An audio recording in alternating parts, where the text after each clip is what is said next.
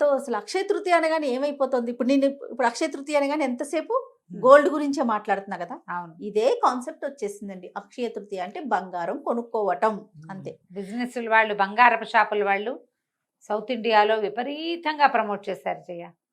వాళ్ళే తీసుకొచ్చారు దీన్ని రంగం మీదకి. కుబేర లక్ష్మి అంటారు, వైభవ లక్ష్మి అంటారు, ఇంకేదో లక్ష్మి అంటారు.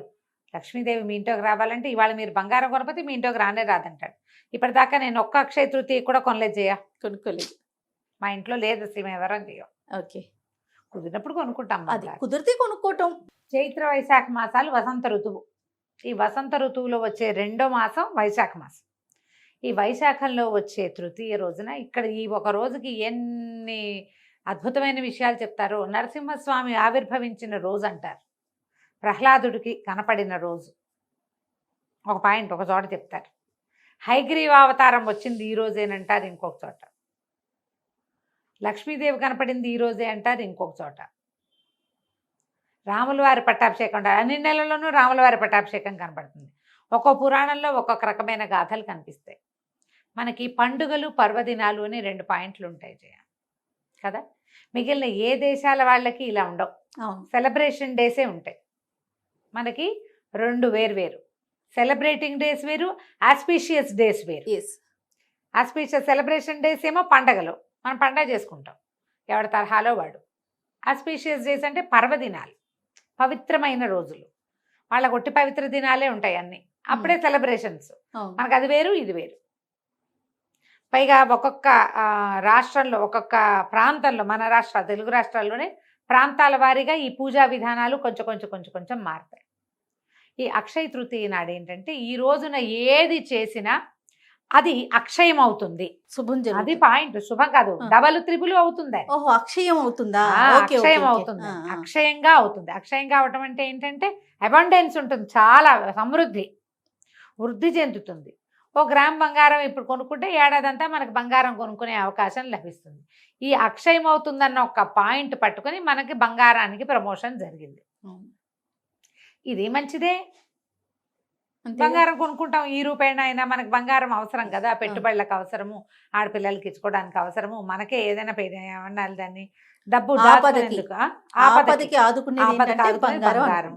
పోనీ ఇది మంచిదే, కానీ అదే పిచ్చిగా పడక్కర్లేదమ్మా, పడక్కర్లేదు. ఈ రోజున మనం ఏం చేయొచ్చు? ఇప్పుడు చేసినటువంటి దైవ పూజ, ఈ రోజున చేసేటువంటి పితృ ఆరాధన అంటే పితృదేవతల ఆరాధన, తర్వాత ఈ రోజున చేసినటువంటి దానము, హోమము, జపము, తపము అన్నీ అక్షయం అవుతాయి.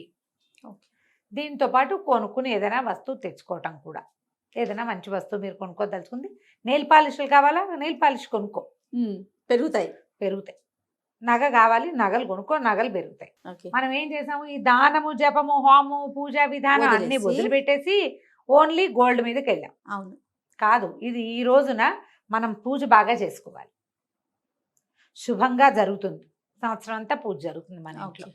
మనకి దేవాలయ దర్శనం, ఎక్కడికైనా వెళ్ళొచ్చామనుకో గుళ్ళోకి, సంవత్సరం అంతా దేవాలయ దర్శనాలు లభిస్తాయి. ఏదైనా మంచి పని, స్నేహితులతో కలిసి ఉన్నాం, చక్కగా అందరితో సంవత్సరం అంతా సోషల్గా మన మూమెంట్ బాగుంటుంది.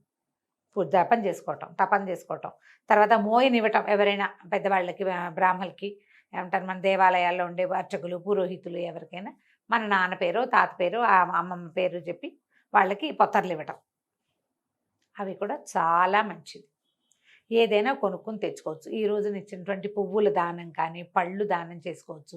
వైశాఖ మాసంలో ప్రత్యేకంగా కొన్ని దానాలు చెప్తారు. గొడుగు, చెప్పులు, విసినికర్ర, మామిడి పళ్ళు. విసినికర్రలు, మామిడి పళ్ళు 100% ఈ కాలంలోనే కనపడతాయి మనకి. అవి దానం చేస్తారు. అసలు వైశాఖ మాసమే మామిడి పళ్ళ దానానికి ప్రసిద్ధి. మామిడి పళ్ళు నాకు తెలుసు, కానీ గొడుగు ఎందుకు దానం చేస్తారు? మరి ఎండాకాలం. ఓకే, ఎండాకాలం.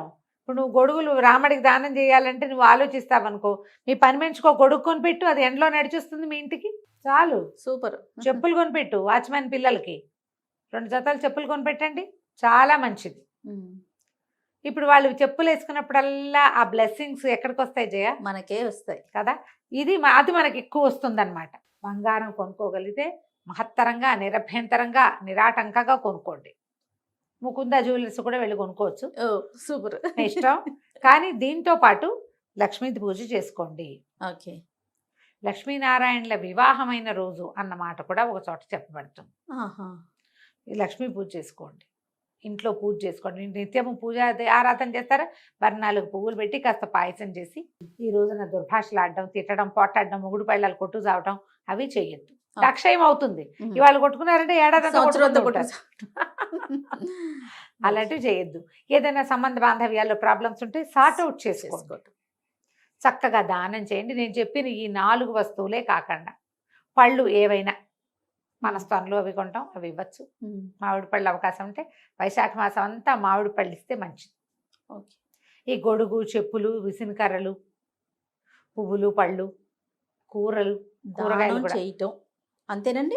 ఇలా అక్షయ తృతీయని ముందుకు తీసుకెళ్ళి, అక్షయ తృతీయ నాడు లక్ష్మీ పూజ ప్రత్యేకంగా అదేమిటో చేయాలి, మేము ఇలాగే చేస్తాం, ఏటా చేస్తాం లాంటి పిచ్చి మాటలు నమ్మకండి.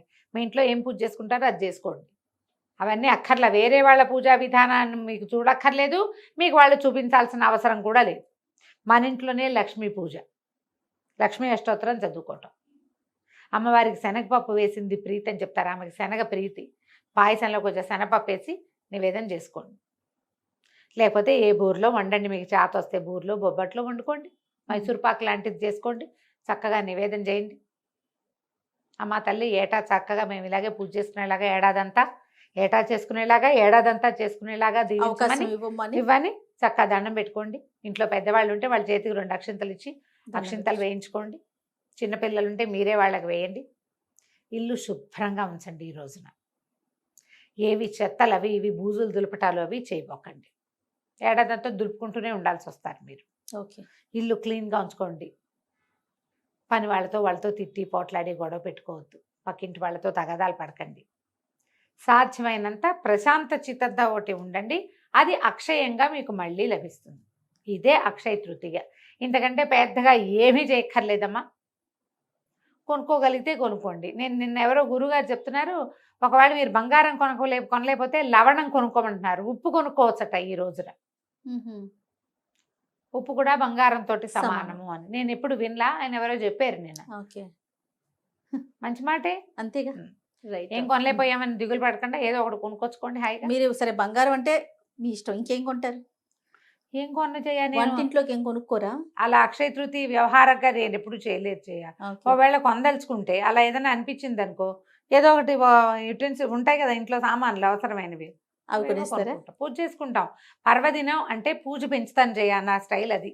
ఏదైనా సరే ఓకే.